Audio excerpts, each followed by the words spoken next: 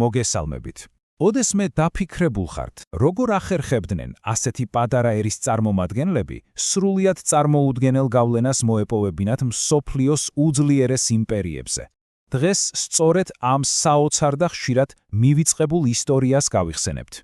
აი, ეს არის მთავარი კითხვა, რა, როგორ ხდება, რომ კავკასიის პატარა სამეფოდან გამოსული ხალხი უცებ იმპერიების ჯარების სათავეში ექცევა და უზარმაზარ პროვინციებს მართავს. მოდით ამ ისტორიულ თავსათახეს ერთად ჩავღრმავდეთ. მაშასე, მზად ხართ? ჩვენს ისტორიულ მოგზაურობას ვიწყებთ სეფიანთა სპარსეთით, ადგილით, სადაც ქართველებმა ძალაუფლების მართლად წარმოუდგენელ მწვერვალებს მიაღწიეს. და საქმე რაშია, იცით? შახს ჭირდებოდა ხალხი, რომელიც მხოლოდ და მხოლოდ მისი ერთგული იქნებოდა. ადგილობრივ სპარსულ და თურქმანულ ელიტებს საკუთარი ინტერესები ჰქონდათ. ქართველებს კი არა. მათი ძალაუფლება და სტატუსი პირდაპირ შახზე იყო დამოკიდებული. ეს მათ ფაქტობრივად იდეალურ მოკავშირეებად აქცევდა. და ამის ყველაზე თვალსაჩინო მაგალითი ვინ არის? უნდილაძეების ოჯახი. ერთი წამით წარმოიდგინეთ. ერთი ოჯახი ერთდროულად აკონტროლებს მთელ არმიას, იმპერიის ფინანსებს და უმდიდრეს პროვინციებს. ეს უბრალოდ გავლენა კი არ არის, ეს ფაქტობრივად იმპერიის მართვაა. მაგრამ იცით, ეს მარტო უნდილაძეების ამბავი არ ყოფილა. ეს უფრო ფართო მოვლენა იყო. ფარსადან გორგიჯანიძისნაირი ადამიანები არა მხოლოდ მართავდნენ, არამედ ისტორიასაც წერდნენ. ანუ თვითონ ქმნიდნენ ამბავს და თან ამ ამბავს გვიყვებოდნენ, რამაც მართლა უნიკალური მასალა შემოგვინახა. თუმცა სპარსეთში ქართველების ისტორიას აქვს მეორე, ბევრად უფრო ტრაგიკული მხარეც. ეს აღარ არის ამბავი პოლიტიკურ ძალაუფლებაზე, არამედ გადარჩენაზე, ფერეიძნელი ქართველები. წარმოიდგინეთ, 400 წელზე მეტი გავიდა და მათ უცხო გარემოში შეინარჩუნეს ენა, კულტურა, იდენტობა. ეს ხომ მართლა საოცარი გამძლეობის მაგალითია. კარგი, სპარსეთიდან ახლა მიმართულებას ვიცვლის და დასავლეთით მივდივართ, ეგვიპტეში. აქ კი სულ სხვა ამბავი დახვდება. სრულიად განსხვავებული, მაგრამ არანაკლებ დრამატული გზა, ძალაუფლების მწვერვალისკენ. აი უბრალოდ შეხედეთ ამ გზას. ეს ხომ რაღაც ფანტასტიკურია. ყველაფერი იწყება მონობით, ბავშვობაში კავკასიიდან მოტაცებული ბიჯები. მერე გადიან ელიტურ სამხედრო მომზადებას, ხდებიან საუკეთესო მეომრები და ბოლოს ხდებიან იმ ქვეყნის მართველები, სადაც მონად ჩაიყვანეს. წარმოუდგენელი სოციალური ლიფტია. და იცით რა არის ამ ყველათრის კულმინაცია?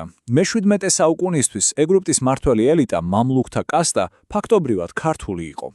ეს არის ქართული გლობალური გავლენის კიდევ ერთი სრულიად განსხვავებული, მაგრამ არანაკლებ შთამბეჭდავი თავი. აი აქ ძალიან საინტერესო მომენტთან მივედით. მოდით შევადაროთ ეს ორი გზა. ერთ მხარეს სპარსეთსა და ეგვიპტეში გვაქვს ძალაუფლება, რომელიც მოდის იარაღით, მახვილით, შახის და სულთანის ერთგულის ამსახურით. მეორე მხარეს კი ჩრდილოეთით სულ სხვა სურათი გვაქვს. და აი სწორედ ამ ჩრდილოეთთანზე ვისაუბროთ ახლა. გადავინაცვლოთ რუსეთის იმპერიაში, სადაც ქართველებმა გავლენის მოსაპოვებლად სულ სხვა მეთოდები იპოვეს. არა დაპირისპირებით, არამედ დიპლომატიითა და არისტოკრატიულ ელიტაში ინტეგრაციით.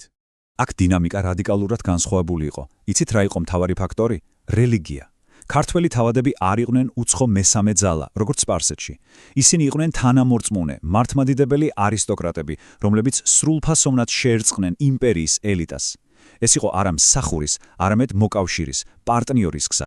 კარგი, სამი უდიდესი იმპერია, სამი სრულიად განსხვავებული ისტორია. მოდით ახლა ეს ყველაფერი ერთად შევკრათ და დავინახოთ, რას გვიყვება ეს უნიკალური და მართლაც შთამბეჭდავი მემკვიდრეობა.